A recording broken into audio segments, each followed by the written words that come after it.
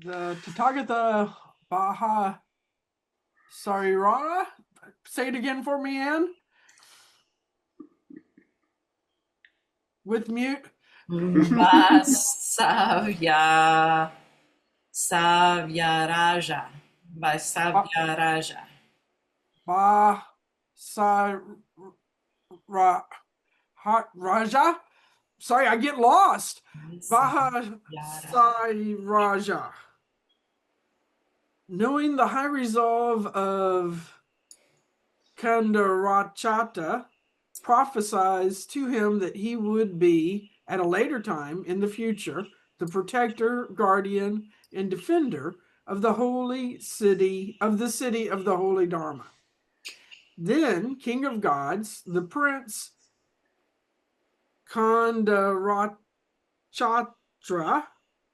out of his great faith in the Tathagata, left the household life in order to enter the homeless life of a monk, and having done so, lived making great efforts toward the attainment of virtue. Having made great effort and being well established in virtue, he soon produced the 5 super knowledges, understood the incantations, and obtained the invincible eloquence. When the Tathagata Brahmacharya attained ultimate liberation, Kandarachatra, on the strength of his super knowledges and by the power of his incantations, made the wheel of the Dharma turn, just as the Tathagata Raja had done and continued to do so for 10 short eons.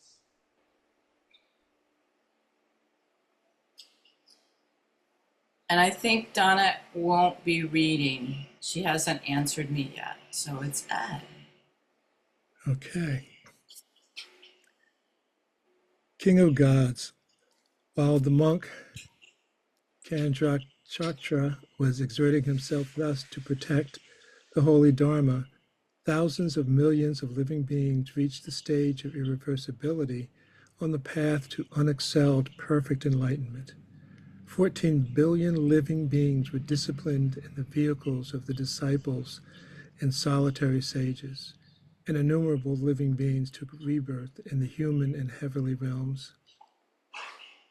Perhaps, King of Gods, you are wondering or experiencing some doubt about whether or not, at that former time, the king Ratnakshatra was not some other than the actual Tathagata Ratnarsis. You must not imagine that, for the present Tathagata Ratnarsis was at that time, in that epoch, the universal monarch Ratnakshatra. As for the 1,000 sons of the king Ratnakshatra, they are now the 1,000 bodhisattvas of the present blessed eon, during the course of which they are to become all of the 1,000 Buddhas to appear in the world. 4 of them, Krakutchanda and the others, have already appeared, and the rest are still to be born. They start from Krakutchanda and end with the Tathagata Roka, who will be the last to be born. Perhaps, King of Kings, you are asking yourself if, in that life, in that time, the Prince Kandrachatra, who upheld the holy Dharma of Lord Tathagata, I had to say that one, Vaisajya Raja, was not someone other than myself. But you must not imagine that, for I was, in that life, in that time, the Prince Kandrachatra. I'll just finish out the paragraph. Thus it is necessary to know, King of Gods, that among all the worships rendered to the Tathagata, Dharma worship is the very best. Yes, it is good, eminent, excellent, perfect, supreme, and unexcelled. And therefore, King of gods, do not worship me with material objects, but worship me with Dharma worship. Do not honor me with material objects, but honor me by honor to the Dharma. That's a good one.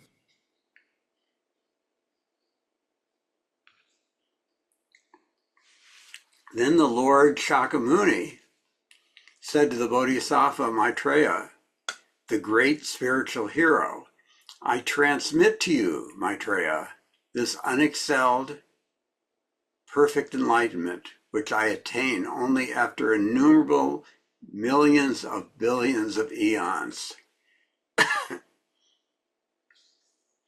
In order that, at a later time, during a later life, a similar teaching of the Dharma, protected by your supernatural power, will spread in the world and will not disappear.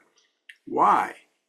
Maitreya, in the future there will be noble sons and daughters, devas, nagas, yaksas, gandharvas, and asuras, who, having planted the roots of virtue, will conceive the spirit of unexcelled, perfect enlightenment.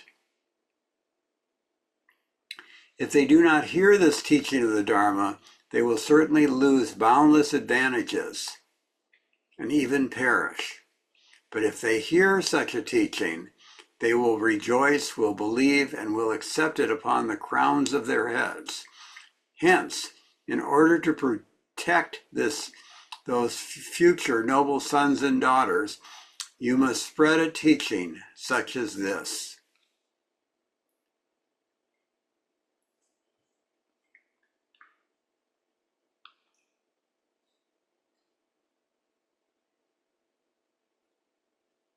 Once again, on you.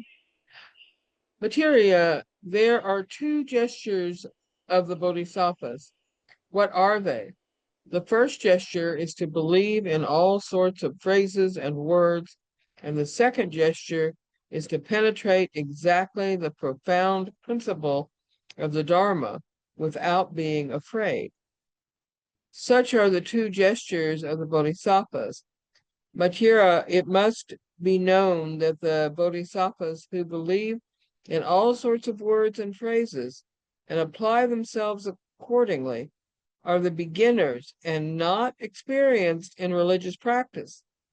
But the Bodhisattvas who read, hear, believe, and teach this profound teaching with its impeccable expressions,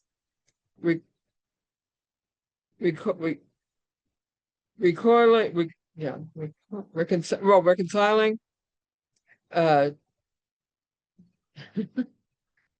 dictums and the alliances of stage of development.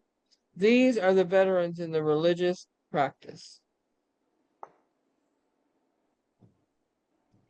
Maitreya, there are two reasons the beginner bodhisattvas hurt themselves and do not concentrate of the profound Dharma. What are they?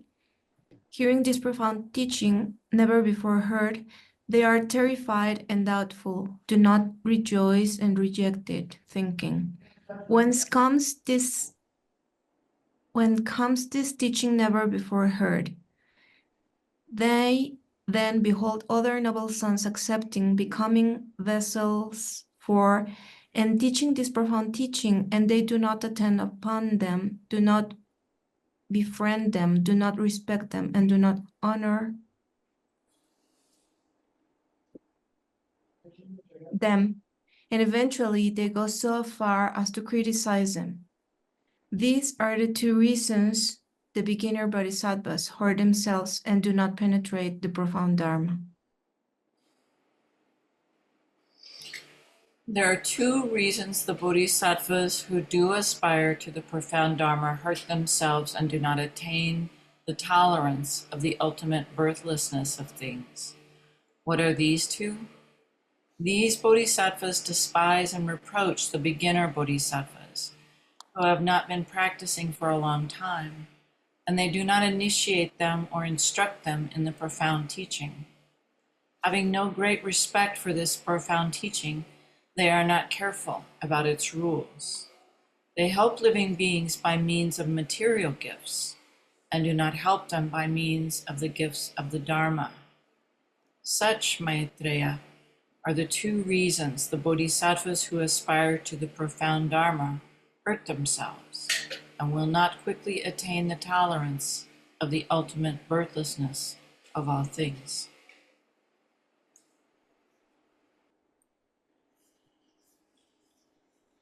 I could probably go back and like I read this and I get it, and then I immediately forget.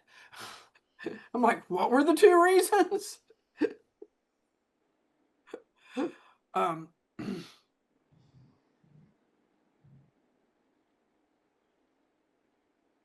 so it was not having respect. I was trying to go back up and actually not just make a joke, but really talk about what the two reasons were. So that was the bodhisattva, but what about the baby bodhisattvas, the ones up above? Let's see, what was the deal? The beginner bodhisattvas, Hurt terrified. themselves. Let's stay teaching.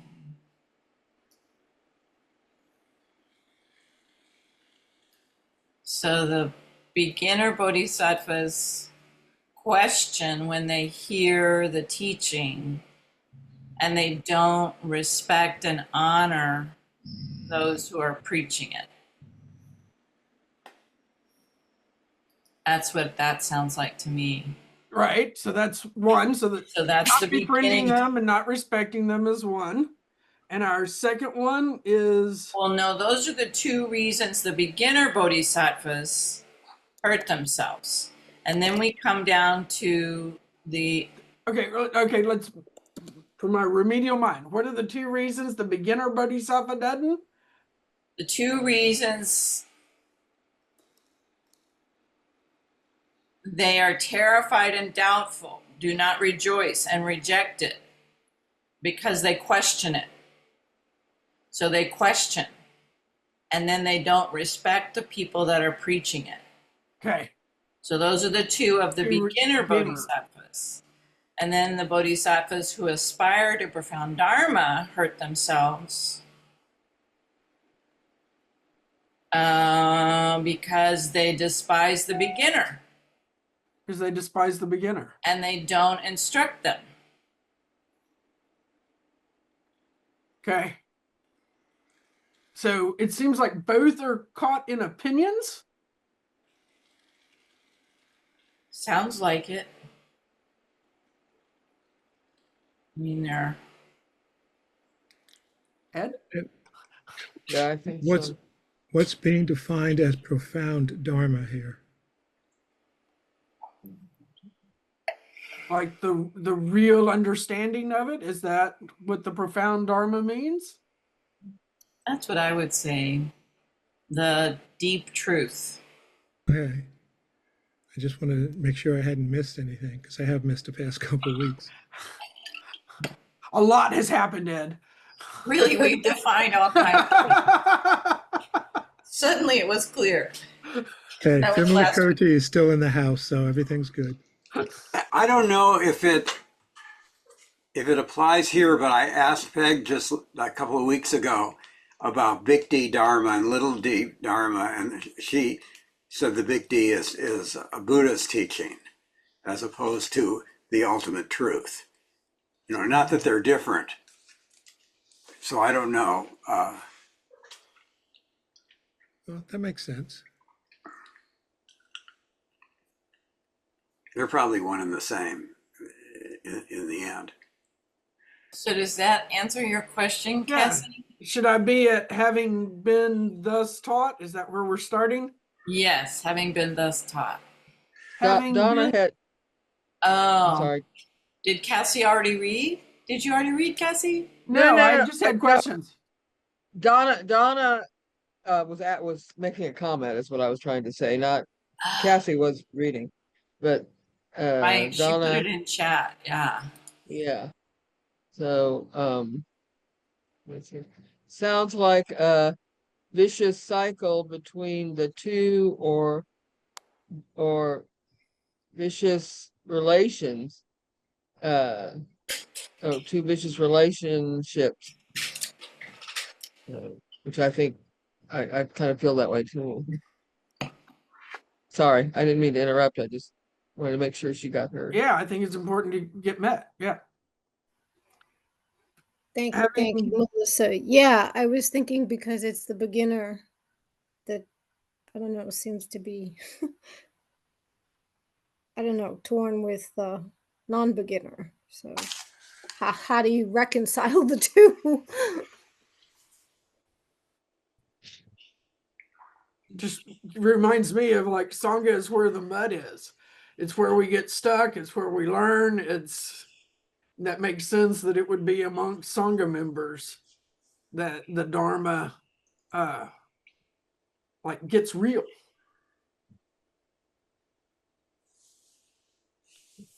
Having been thus taught, the Bodhisattva Maitreya said to the Buddha, Lord, the beautiful teachings of the Tathagata are wonderful and truly excellent.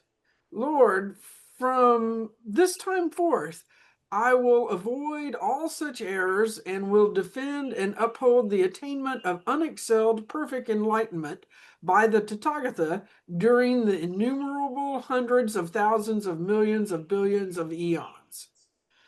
In the future, I will place in the hands of the noble sons and the noble daughters who are worthy vessels of the holy Dharma this profound teaching.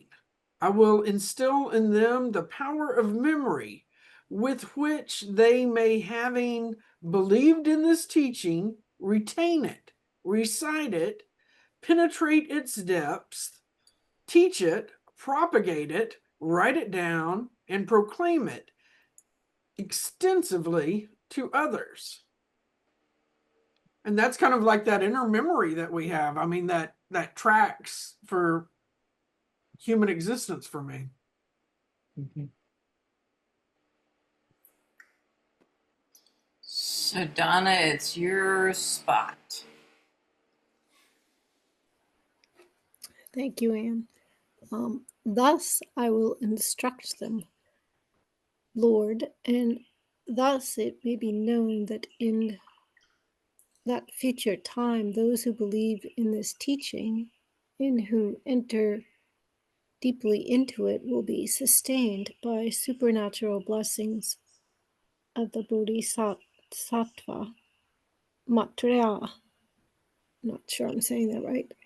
Thereupon the Buddha gave his approval to Bodhisattva Maitreya. Excellent, excellent. Your word is well given. The Tathagata rejoices and commends your good promise.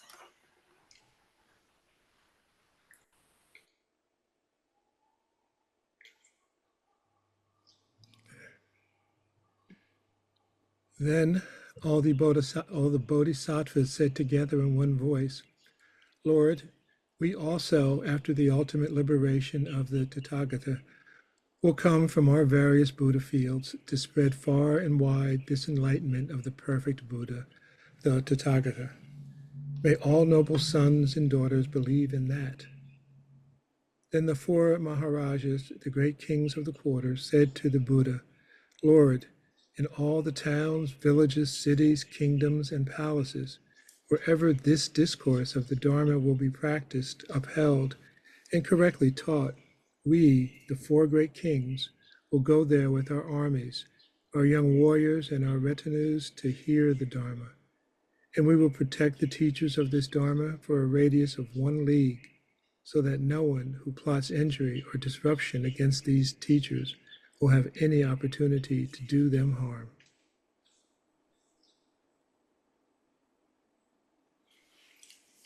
Then the Buddha said to the Venerable Ananda, receive them, Ananda, this expression of the teaching of the Dharma. Remember it and teach it widely and correctly to others. Ananda replied, I have memorized, Lord, this expression of the teaching of the Dharma.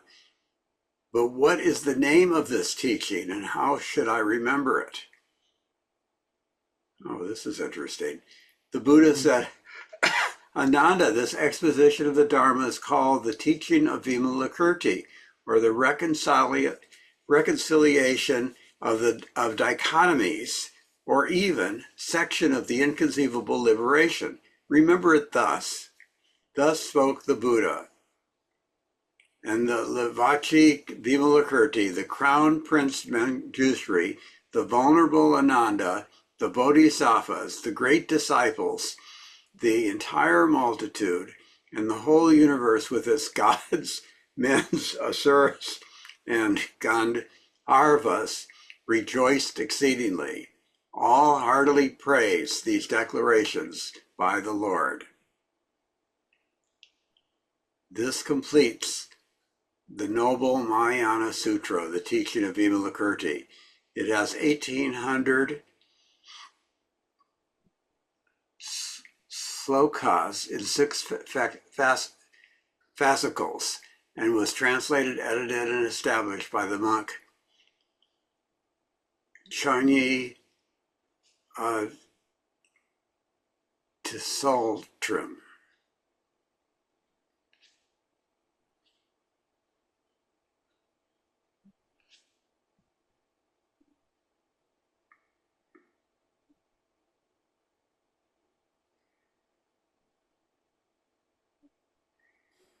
Well, so we've come to the end of this section. No, of this book. Well, this book. What was odd is I remember, and I have also the same book here that we did with Lori, but there was a real cool section that I don't think we read. Maybe I guess I'm confused about the different kinds of enlightenment, like stages of enlightenment. I'm looking at the book. I don't know. I'm just confused. Okay, but I kept expecting us to come to that.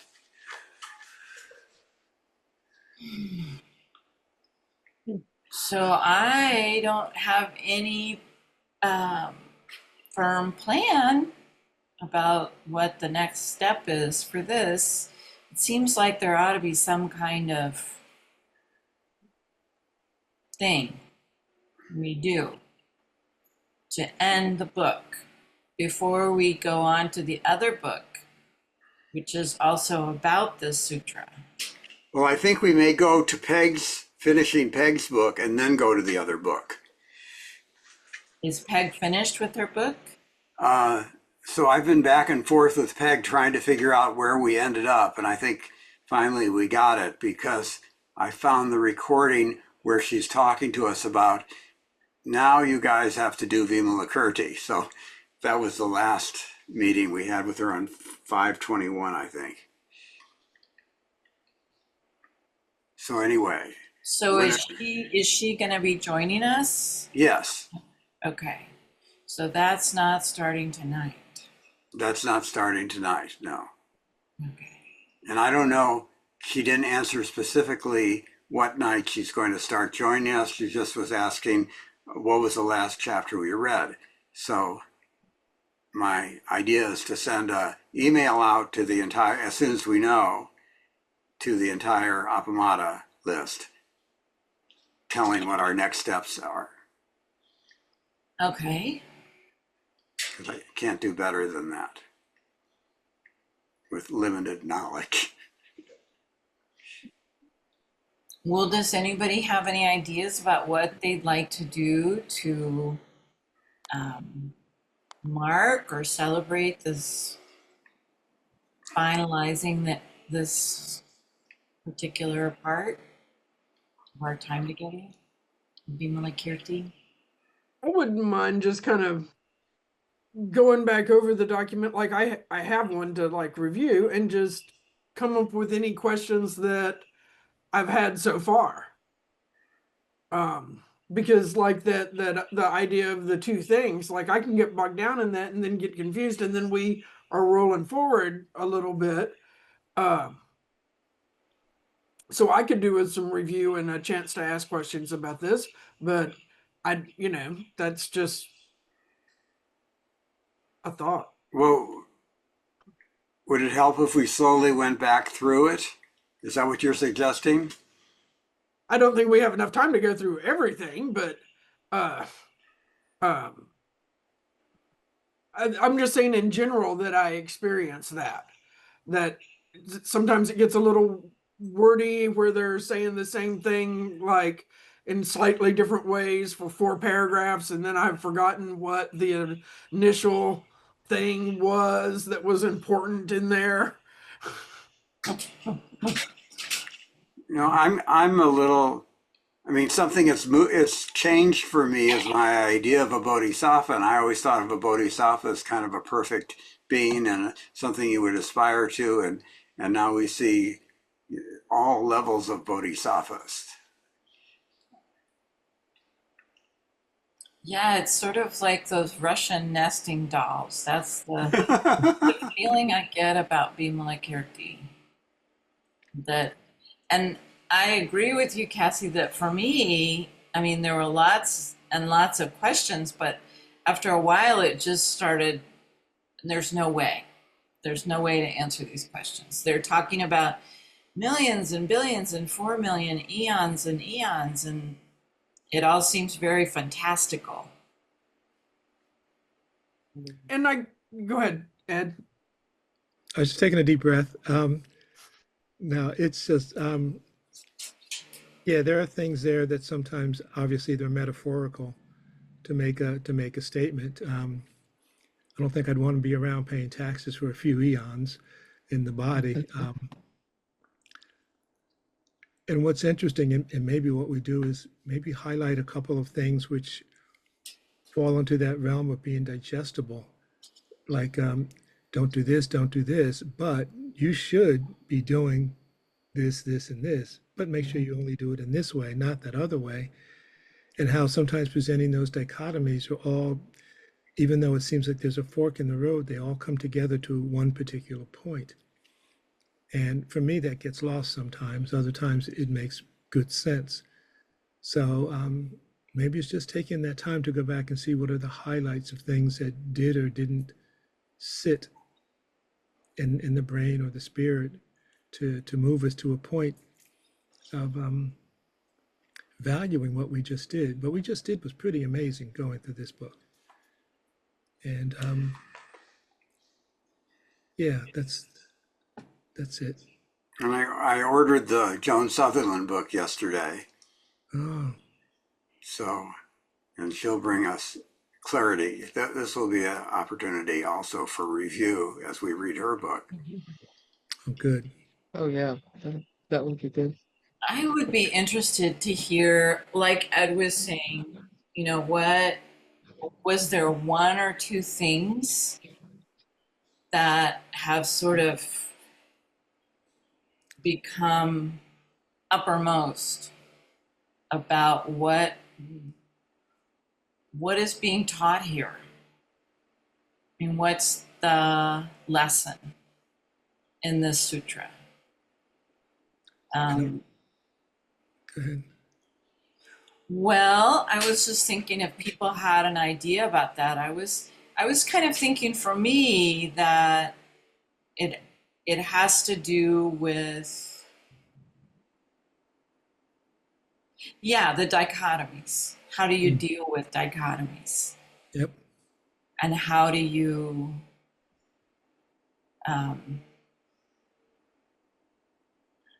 I mean, it was kind of buried in a lot of other verbiage. But that last part, particularly where he says, how should I remember this? What should I call this? And he says something of dichotomies. Reconciling, yeah. Dichotomies, yeah. That he spends so much time, Vimalakirti spends so much time kind of blowing people out of the water, getting them to think one thing, and then saying, "Oh no, it's all okay." Or and like just how tethered we are to duality, how we make reality in terms of duality. And if you take duality's rug away, What where you have are we? left here. I like the Well, idea that this takes billions of eons, and it reminded me of my first teacher telling me, "You seem to be rushing things. You have many lifetimes."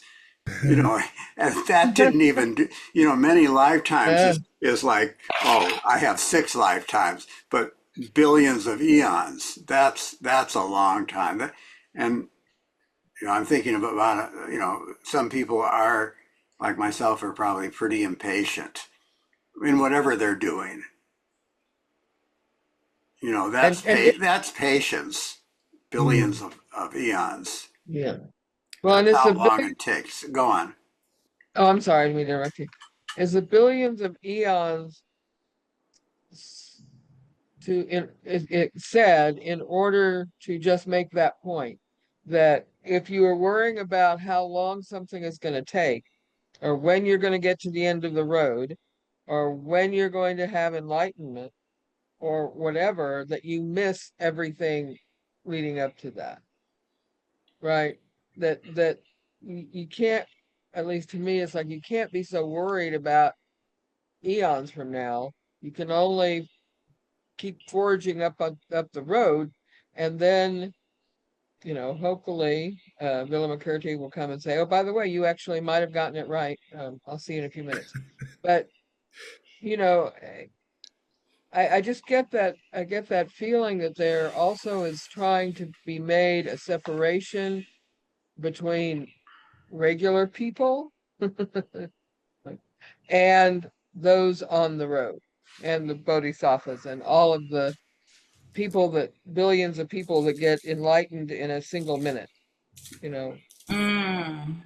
a lot more, right? Because if that was the total number of entities or people and they all got enlightened, well, we could just stop here and close the book.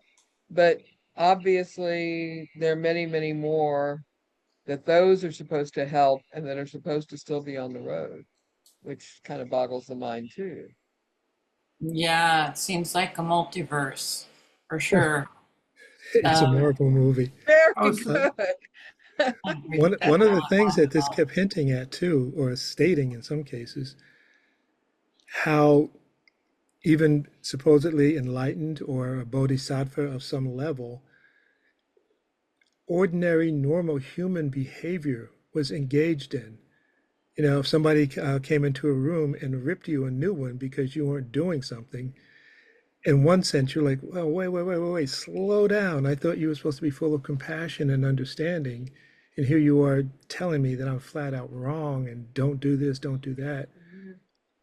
So there was that aspect of normalized human behavior in some form of being maybe the better of human behavior when engaged in and following being a bodhisattva. So, and again, it's that duality, of how you are and what you are in terms of living embodiment as a bodhisattva, living embodiment, not a bodhisattva.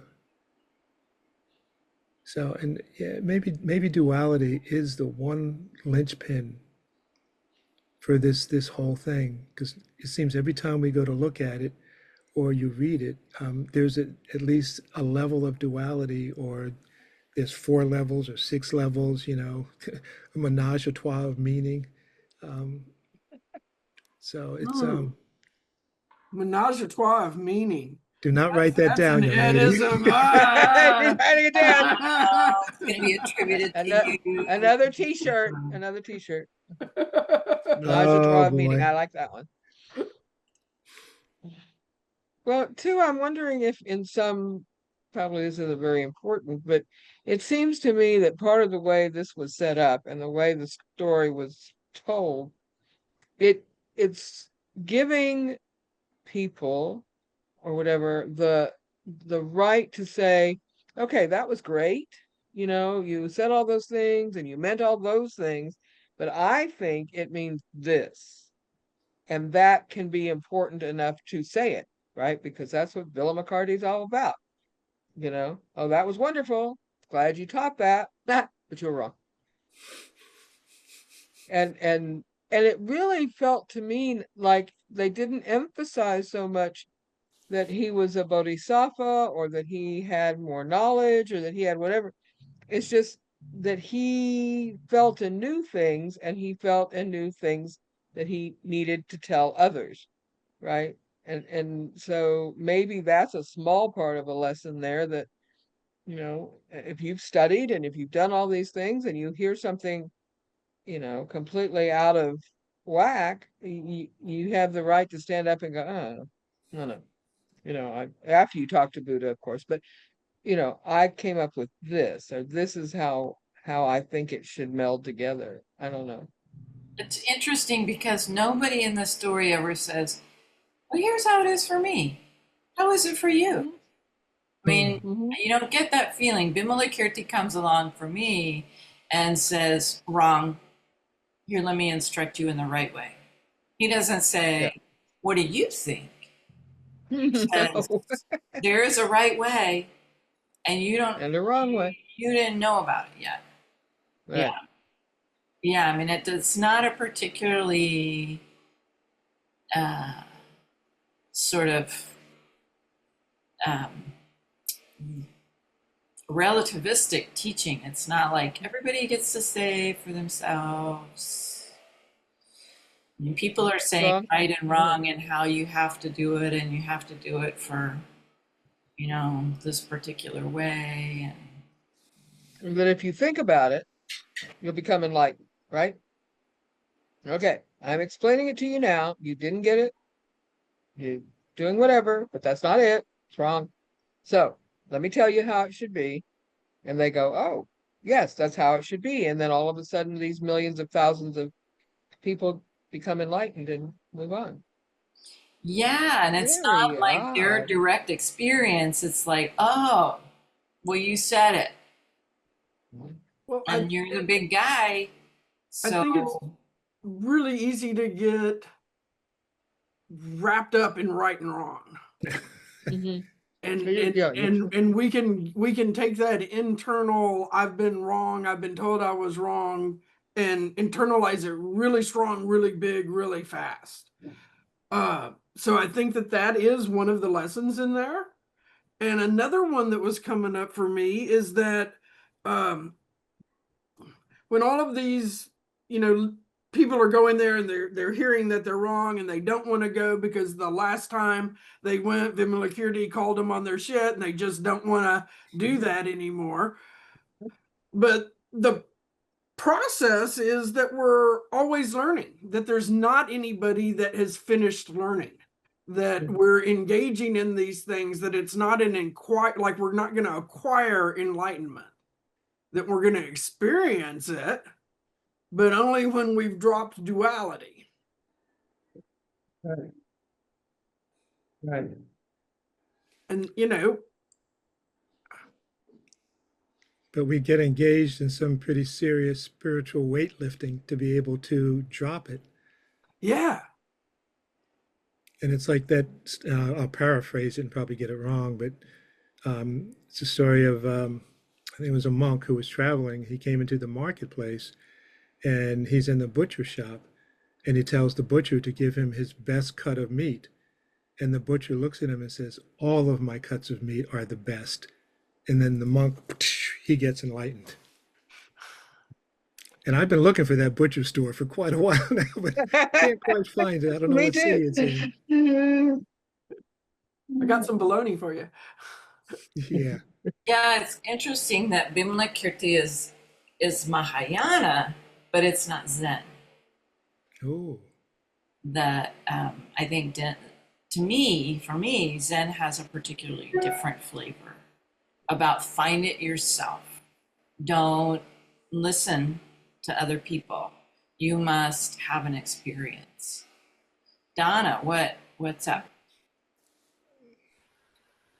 I'm wondering if what we just read touches upon, like, if enlightenment is non-duality.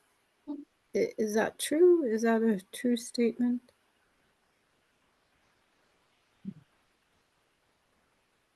I don't know. I have all questions.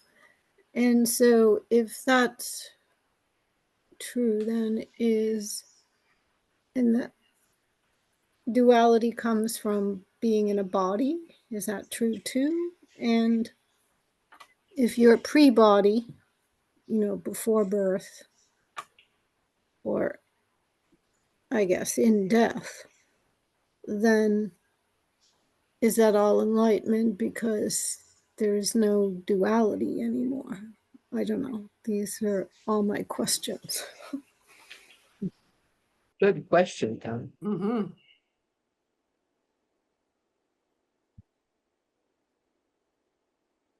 And isn't that it? Aren't we, after Yeah. studying all of this, left just with question? I mean, I don't, at least for me, I don't think I could like make any really definite statements. And like this discussion, we've all come up with questions.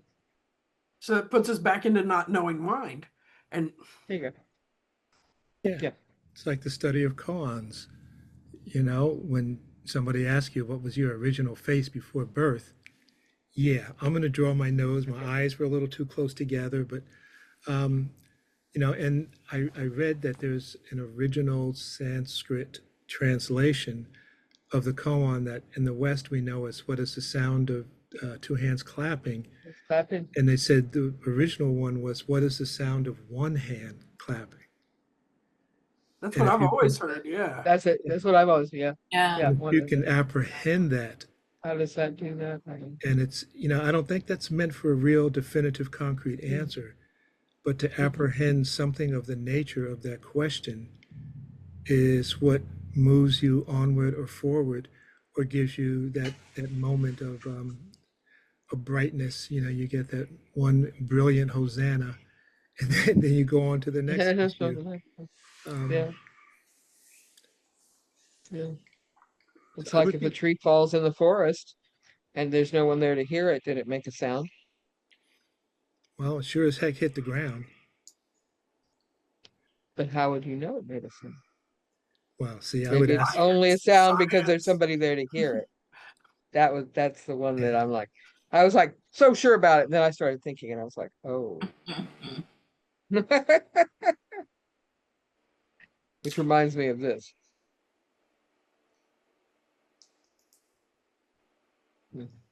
What do you think, Milan? What are you taking away from this sutra? Well, it was very complex to me. I was absent also for a month or something. So, but yeah, I think I was not able to grab it, but I think yeah, some cracks happened there. And also I so last week what we read last week, it was useful for me to alleviate this feeling of not getting much of this sutra. And I didn't share, but I have here the notes. I wrote, and I don't remember, I think this is an abstract of what we read last week, being at ease with relativity. And that one has helped me a lot through this process of trying to understand, not understanding, and all of that, being at ease with relativity. And I wrote universes within universes. Because if you remember, we were reading when all these bodhisattvas went to this world and then came back and things like that. And of course, that sounds like a fantasy, and many of what we read sounds like fiction. But it's also truth that, well, to me, there are universes within universes, and many of those I don't know. So it felt good to accept that. Nice. And I also wrote duality and yet non-duality. So we read over and over, what I remember, a lot of duality and at the same time not duality. And also I wrote gods and Buddhas. That seems to be opposed, like how they be gods and we are speaking of Buddhas, like that, but Oh, yeah. just put them together and yeah, just contemplate that. Gods and Buddhas. And this I remember we read last week. Make the light of wisdom shine. How can I make the light of wisdom shine? And it was just like ideas I wrote disorderly, but helped me like to come to a certain ease of all the book. Mm.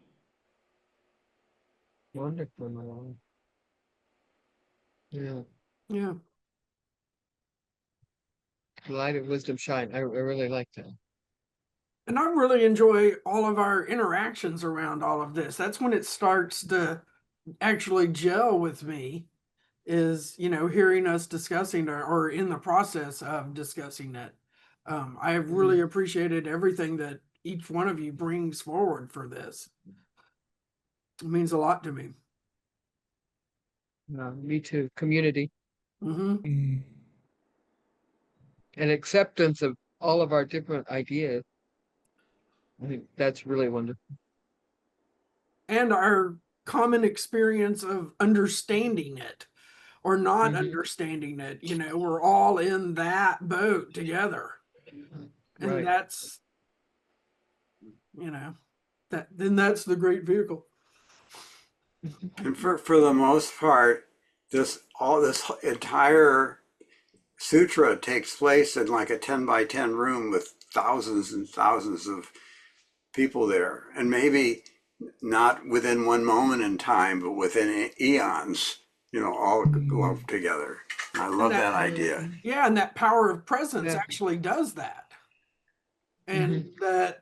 that vertical ancestral history that we carry. Mm. That's a nice way of putting it. Yeah. I think- So it is a Marvel movie full of multiverses. yeah. And it brings to mind that picture of Endra's net. Oh yeah.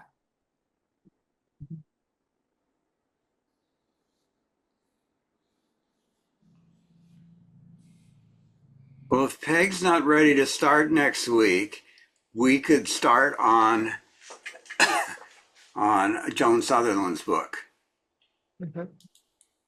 And if she is ready, then obviously we'll do that. Her book, Joan Sutherland's book's just like 120 pages. And with Peg's, I think we were on chapter 13, so I don't know that there's that much left Yeah. Mm. of her book. So we'll see. So it's almost 8 o'clock, and we could take some time and express ourselves and then come back together and share those expressions like we normally do. Kind of talk about, maybe a prompt would be what would you hope to get out of it if you studied it again? If you went back over it, what would you hope to realize? That would be one thing to think about. Would you take a class that was by a scholar of Vimalakirti? 100 times. Well, I hope that we'll have that with Joan Sutherland. Yeah. Okay, so I'm gonna start counting down for 15 minutes. Or you could also, a prompt could also be, will it change your being in the world? Or your practice. I think those are the same thing.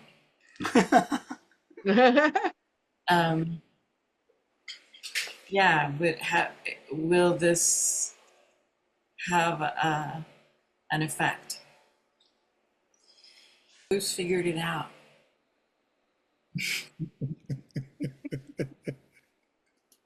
Who thinks they figured it out? Not me.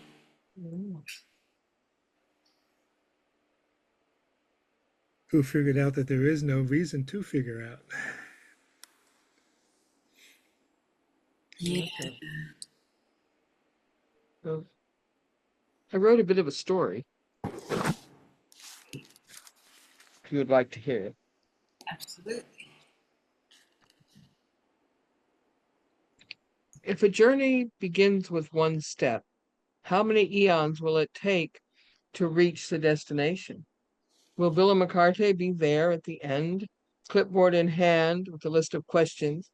Will he take down the answers given, scrutinize them, turn the clipboard upside down, pause, look at the person and say, "Person, you have traveled down the path for eons. You have observed, you have learned, you have taught, and this is what you have as the answer, and this is what you have the answer, and this is what your answer is. Come with me under this tree. There are thousands, billions, maybe more. Sit, having given answers to these same questions. They're equally wrong answers. Come and listen and take to heart what I say and see the results." The multitudes listen in silence. Vimalakirti's voice spreads far and wide. The thousands, the billions of eyes widen, their breath slows, their hands steeple, they nod their heads. As Vimalakirti's words slow and then stop, there is silence. Then all who are there see, feel, and hear the enlightenment come upon them, and they are gone. Vimalakirti smiles, then disappears to appear before another multitude. And so it goes through all the multi-universes throughout time and space.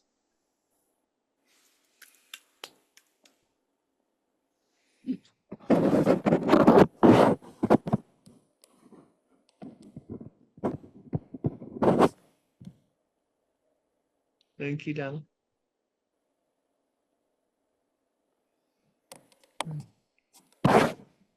Thank you, Ed.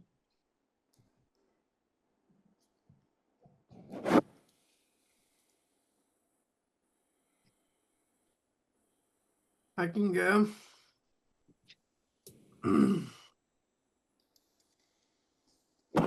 See what I got here. Ed, I think you got a piece of paper going over your microphone. No, I don't. Okay. That's why we love you, Ed. Two gestures of a bodhisattva. For beginners, one, to believe all sorts of phrases. For bodhisattvas, one, to believe all sorts of phrases for bodhisattvas. Two, to penetrate the Dharma to express reconciling dichotomies. Throw light on duality over and over and over again until time becomes poetry and light becomes dark, because dark holds light so distinctly, so brightly. Two reasons beginners bodhisattvas hurt themselves. They will first notice their fear. This fear will cause them to strike down anyone and everyone with open acceptance. Oh, my notes are not clear like Vimalakirti writing.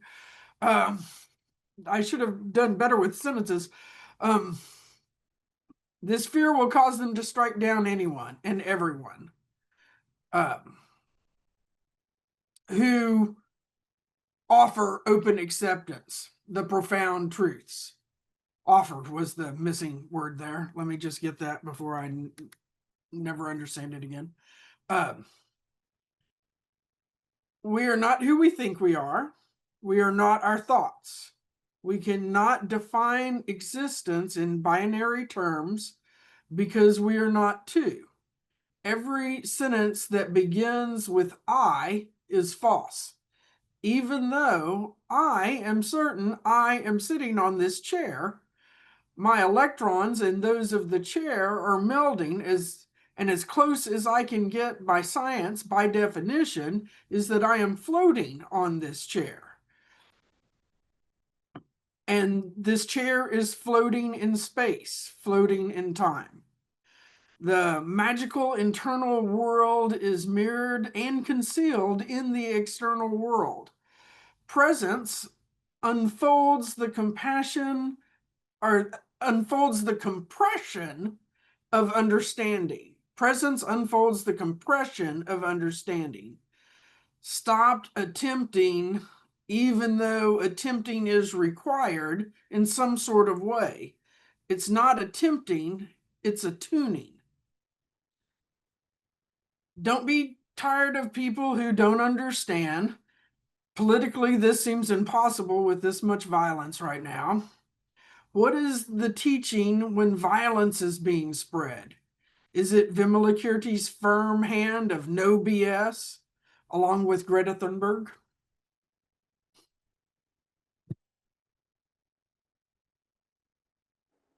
All right, hit a home run there, Cassie. Oh, thanks, dude. You said one thing that made the two hairs on top of my head stand up, where you said presence unfolds. What was that line? Presence unfolds the compression of understanding. There you go, the compression of understanding. So I knew a photographer who would alter magazines and then he would place them back in the magazine rack. What I'm imagining, Cassie, is we create a new PDF of this with yours as the final chapter. Oh, thanks, dude.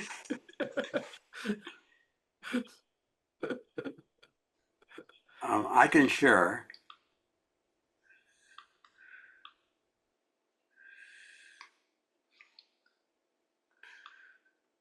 How much wisdom can you put in a 10-foot square, in 10 square feet?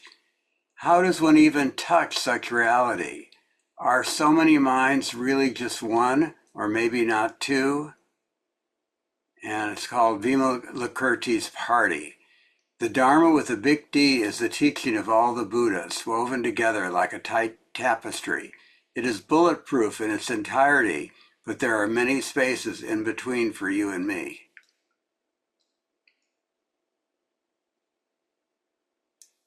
That's awesome, Kim. I want a copy of that one. Well, I'll put it up on your thing, yeah. Yeah.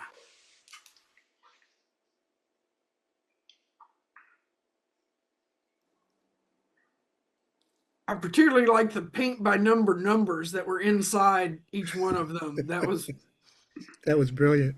Yeah. All right, should I read what I was making so much noise with on my microphone? Only because I wrote something and I'm looking at it going, what in the hell word did I write here? I had no idea what I was writing. So, these are the questions that have the answer in the asking. There is the grace to occupy this space with intimacy of knowing and not knowing, observing or confessing or fabricating. I sometimes forget what I'm called for, and then I notice all the narratives of consequence in body, mind, and spirit, with nothing to make me better than others, just something to hold me while here and help get me back to where I belong without vexations. That's it. What was that title again? No title.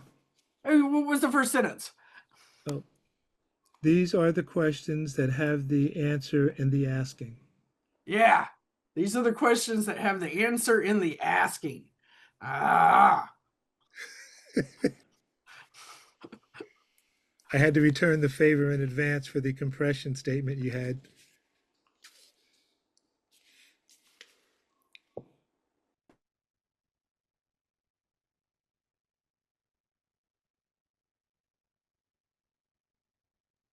I can go. I quickly asked the AI about the summary of the sutra. It was, how does this work? And I was like really proud of you all because all what you said about duality and all of that was in there. And if I could have not answered that at all. And I was like, oh, I'm so proud of my class. And then it said, I had a discovery for my learning, and it says that the literary style of this sutra is dramatic and dialogic and satirical in a satirical tone. And I understood that for me, satirical tone for spiritual stuff doesn't resonate at all. So I have a blockage with that. So maybe this is not my sutra. And then I was doing what Cassie suggested. I went to the index of the paper and read on the chapters. And I found two particularly interesting that maybe I will read again. The Inconceivable Liberation. And it all my feeling is reflected in a way in that it's very inconceivable. And the next one or some other is the Dharma door of non-duality. So as I put them together, the inconceivable liberation and the Dharma door of non-duality, it sort of makes sense, like this. So I quickly wrote, is non-duality inconceivable? If so, how is it a Dharma door? If it's not so, how to enter it? There's a Thich Nhat Hanh's quote that I love to go back again and again. Transcend all opposites, reconcile all contradictions. And that's it. Transcend all opposites, reconcile all contradictions. I get so much out of what you bring forward, Milan. Every single time you write something, I just revel in the poetic nature of the understanding. Thank you. So I'll read mine, which is just a bunch of fragments. Seeing my preference for writing that makes sense to me, though reading maybe is a left brain activity, except poetry. But even poetry, some connects with me and moves me and others not. And absurdist fiction. So I went down the rabbit hole of what is absurdist fiction. The experience of characters not finding inherent purpose or logic in life, represented by meaningless actions and events that question existential concepts like truth and value. Characters struggle to find an intrinsic purpose in life, depicted by characters in their display of meaningless actions and the futile events they take part in. Letting go of understanding in a rational sense, having unfathomable characters and places and events, huge beyond imagining quantities. What does floating in Vimalakirti evoke? Not always so. Though there are myriad words, all to encourage letting the light of wisdom shine. Feel the tight constriction of a search for the right way and missing it.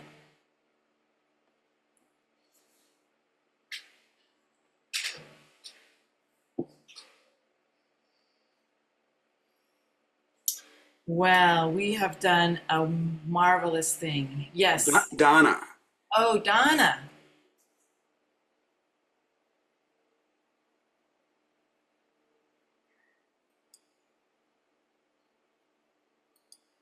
Donna, did you have anything to share?